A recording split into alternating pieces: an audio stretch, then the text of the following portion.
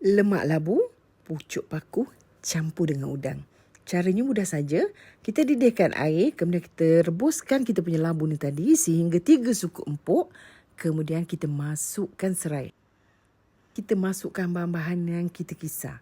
Bahan-bahan semua saya ada tuliskan. Kacau-kacaukan sebentar, kemudian kita tutup. Kita biarkan labu kita tu 3 suku masak. Kita bukakan, kemudian kita letakkan garam dan serbuk perasa. Jika suka boleh letakkan sedikit gula. Tak suka boleh sikit. Masukkan udang, masukkan pucuk paku dan kacaukan dia biar mesra. Daun pucuk paku ni biasa saya basuhkan dia dengan merendamkan dengan air garam. Kemudian saya toskan dia dan saya basuhkan di bawah air paip mengalir. Okey, lepas tu kita masukkan santan dan kita masukkan bahan hiasan seperti cili dan bawang yang dihiris. Kacau-kacaukan rata, matikan api dan siap untuk dihidangkan. Yang bestnya, hari ni saya masak menggunakan periuk ni. Sangat menjimatkan masa dan kerja pun menjadi cepat. Kalau anak-anak dekat asrama bawa periuk ni, sangat-sangatlah berguna.